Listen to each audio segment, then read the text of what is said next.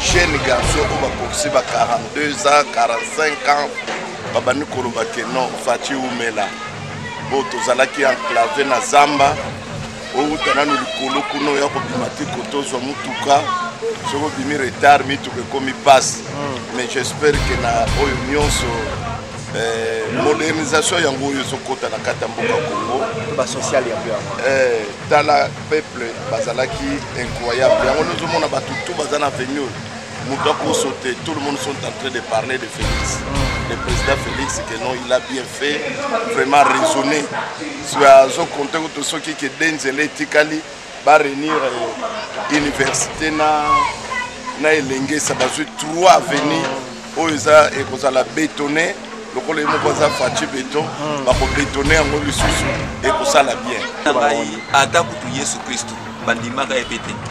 Monsieur là-bas qui a aussi ça va dans le monde de vous comprendre la vie ABC droitéa qui sa vie qui sa mabo côté a continuer ka musala na un jour ba raisonner tant azo sala boye atala ka mingi ba bougumestre na biso ba sala elo côté banda.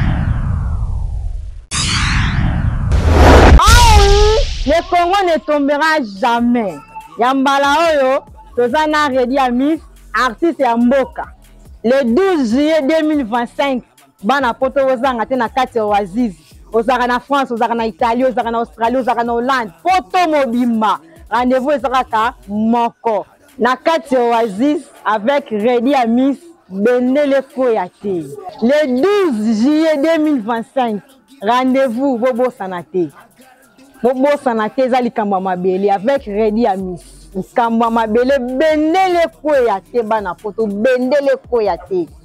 Libalo libala tuna sango mama eyokani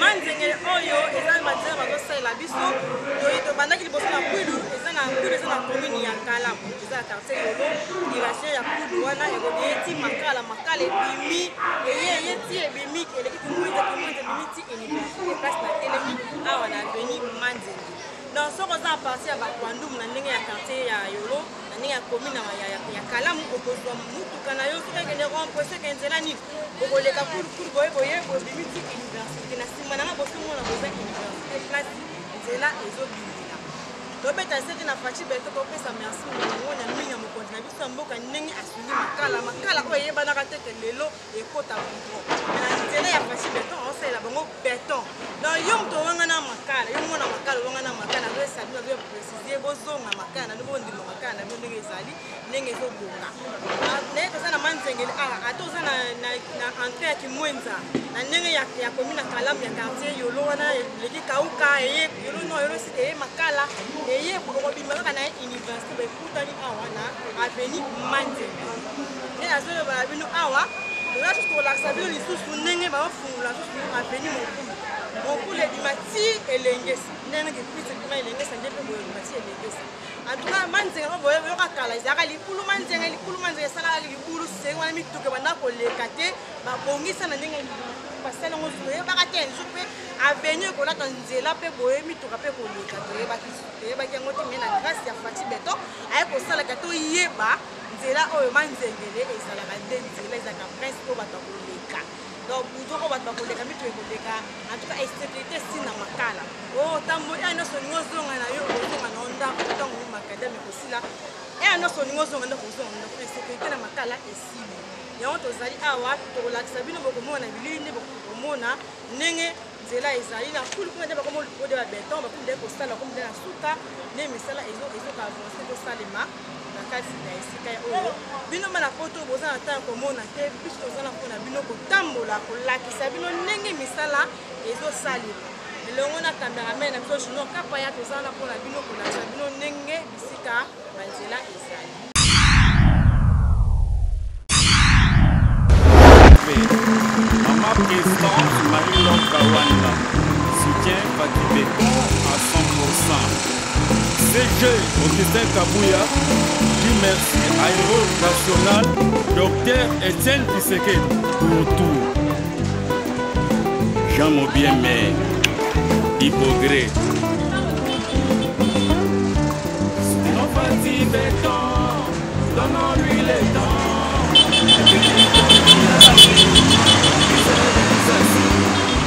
Il est le prédestiné, fils de la prophétie. Et ce qu'un président, Fumukimba nous prophétisa. Fils de l'héros Etienne, père de la démocratie. S'il était vivant, il allait être fier de son fils. Soutenons tous les, donnons-lui les temps. Depuis le temps qu'il avait, sa réalisation. Il est le prédestiné, fils de la prophétie. Le cinquième président, Fumukimba nous prophétisa. Oh, Pino Solo, ingénieur. Cliff Mayamba, Internet, Sifil, Papoli. Soutenons tous les, donnons-lui les temps. Depuis les temps qu'il a fait, qui a plusieurs réalisations. Il est le prédestiné, fils de la prophétie. Le secret président, Fumukimba nous prophétisa. Fils de l'héros Etienne, père de la démocratie. S'il était vivant, il allait être fier de son fils. En 5 ans, on ne peut jamais reconstruire un pays détruit pendant 50 ans. Mettons-nous ensemble, main dans la main, reconstruisons notre pays qui fait déjà des nuits par les anciens régimes que nous connaissons. Donnons la chance au présent Fatih Béton. Dans son époque, il y a plusieurs innovations. Il a établi l'état des droits, personne n'au-dessus de la loi. Il n'y a plus d'impunité, ni trafic d'influence. Il a établi l'état des sièges, la paix règne partout à l'est. Nos voyants militaires par des attaques sans recul. Il a établi l'état des droits, personne n'au-dessus de la loi. Il n'y a plus d'impunité, ni trafic d'influence. Il a établi l'état des sièges, la paix règne partout à l'est. Nos voyants militaires par les attaques sans recul. La grande dame, Maman Denise Nyankero, femme compatissante, femme dissociale. À côté d'un grand homme, vous en faites du béton, un homme humble, l'homme de la prière.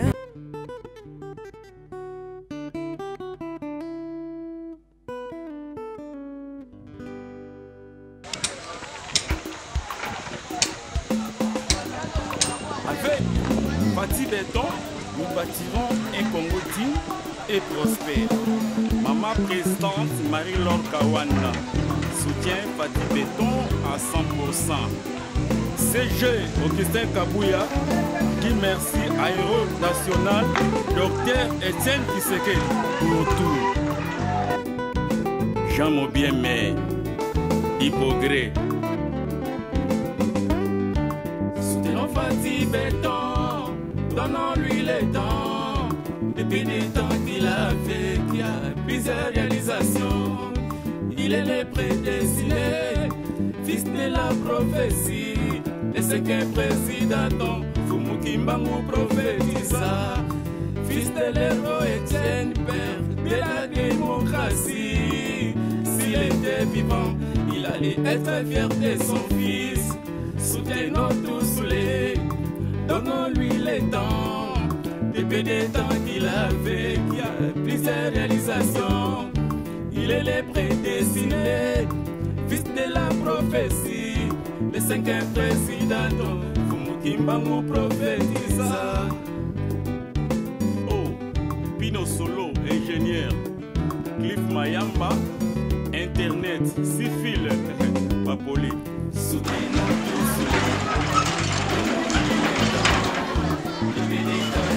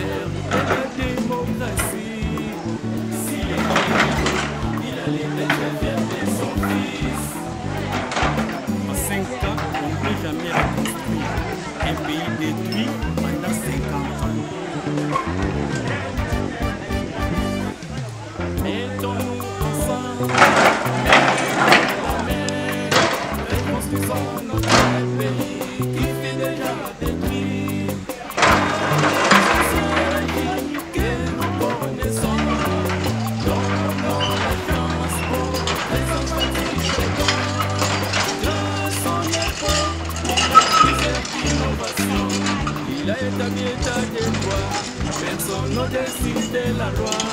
Il n'y a plus d'impunité, trafic d'influence. Il a établi des sièges.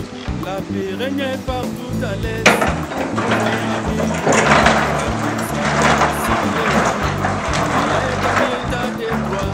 Personne ne décide la loi.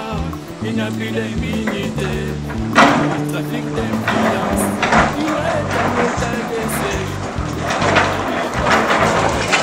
Nos frères militaires, familles, soldats, sans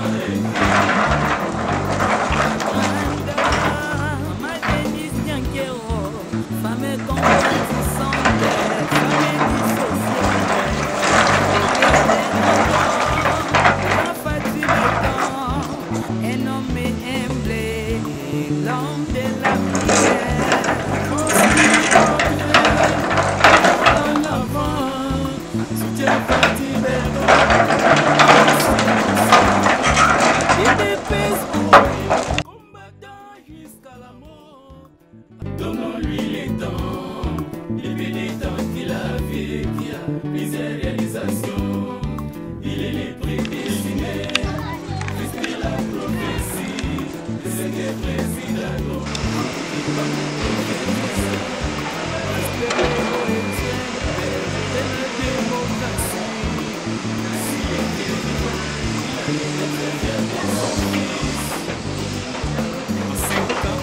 Jamais reconstruire un pays détruit pendant 50 ans. Mettons ensemble les mains dans la mer, reconstruisons notre pays qui fait déjà des nuits. Par les anciens régimes que nous connaissons, donnons la chance aux présents petits bétons.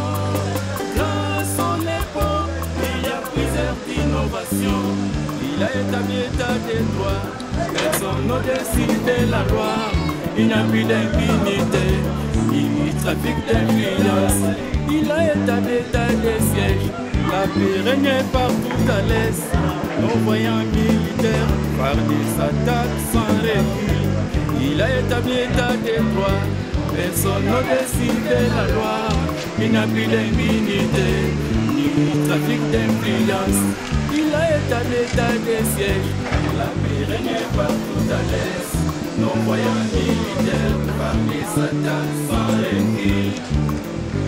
La grande dame, Denise Bianchero, femme compatissante, femme dissociale, côté des grands hommes, vous en faites du béton, un homme humble, l'homme de la prière. Toujours en avant. Vraiment, oh, il y a un retard. Tant que je suis venu place jeune garçon qui a 42 ans, 45 ans, babani kolobake non fati umela o tozalaki enclavé na zamba o tananu likolo kuno ya kobimati kotozwa mutuka soko bimi retard mituka ekomi passe mais j'espère que na oyo nyonso modernisation yango oyo ezokota na kati ya mboka Congo basocial ya tala peuple bazalaki incroyable yango nozomona bato tu baza na venir moto akosote tout le monde sont en train de parler de Félix le président Félix que non il a bien fait vraiment raisonné sur azokonte kuto soki ke denzele etikali barenir université na elenge sa bazwi 3 avenir oyo eza ekozala bétonné lokolo moko aza faci béton bakobétonné yango lisusu ekosala bien na kati na mboka makala en tout cas efungwami vraiment bato bazokonte vraiment ke boyende mboka ezalaka ke botalaka bakomi na mosika kuna développement ezali baveni ezali tozwa neti ngiringiri kasavubu barenir baveni na bango sikoyo makala mpe na bumbu barenir malgré baérosion ezali mais avec technologie ya lelo érosion ne dit rien tozokonte ke ti bambula ekoya peut-être makala na bumbu bakokoma eloko moko na point de vue etali infrastructure vraiment nzambe azwa lokumu na nyonso oyo ezosala etikali nde batia ba école ya bien pour bana bazala bien école de hôpital et puis social les ont ndenge ezalaki wana bato bakolobaka avanda parce que makambo eza malamu vraiment tosepeli makasi lisusu tolingi ke esuka kaka na awa makala pamba te mais ezala partout na Kinshasa po partout na Kinshasa awa nzela eza enclavé ne babongisi awa tosepeli ke babongisa pe partout na Kinshasa. Daniel Bumba, merci Daniel Bumba. C'est un point de vue na wana babongisa vraiment te féliciter président na initiation oyo azosala pe azoréaliser. Bon ba c'est normal omoni muto azomona te akondima te mais muto azomona nde akondima ba o bazomona te bandima na biso oyo tozotindela bango message ke misala ezosala. Nazopesa na gouverneur ya ville merci. Yami balé na opesa pe lisusu chef de l'état merci. Pamba te tondima kite lelo makala ekokoma na valeur ekomi na molelo. Lelo boyami onone. To yami ona maboko polele. Nga vana na makala te na vana na ngaba me na fréquenta kandesiko makala chaque jour. Lelo tozomona mokonza mboka azosala me ba mosusu bazondima te ba Saint Thomas babi azosala eloko. Yana ngai ata kutu Yesu Kristo bandimaka epete. Monsieur Abaki azosala bato na molimo mabezebu. Vous comprenez na vie ABC droitea qui salisa vite qui tisa maboko te. A continuer ka musala na un jour ba horizon. Jonathan atozali wapi? Atozala makala. Précisément wapi? Précisément na Manzengele. Yo tozomona batutu na biso na nzela na makala kwilu kimwenza ba enveloppe ngosusu tina Manzengele boyami yango ndenge ni lokola ba Congolais. Bon tosepeli makasi na makambo mokonza mboka saleli biso na makala tosepeli ba makasi mais eloko tobeta sete mingi ntango azosalaka boye atalaka mingi babugumestre na biso basala eloko te banda batya babugumestre na biso babandaka kaka na komi kolia bambongo mais suivi na biloko oyo mokonza mboka baosalela biso eza te ya kosala boye atiki babugumestre bavandi na bango population nde babwaka basalite komobushe baterase suivi mpe lokola babugumestre eza te yango mona misala ya mokonza mboka ezotambola te mpo babugumestre oyo atiela biso bango misala bango bakovanda bakomine koliaka bambongo mais suivi ya misala ya mboka bazolandela te. S'il était vivant, il allait être fier de son fils. En 5 ans, on ne peut jamais reconstruire un pays détruit pendant 50 ans. Mettons-nous ensemble, main dans la main, reconstruisons notre pays qui fut déjà détruit par les anciens régimes que nous connaissons. Donnons la chance au présent bâti béton. Grâce à l'époque, il y a plusieurs d'innovations. Il a établi état de droit, personne au-dessus de la loi. Il n'y a plus d'impunité.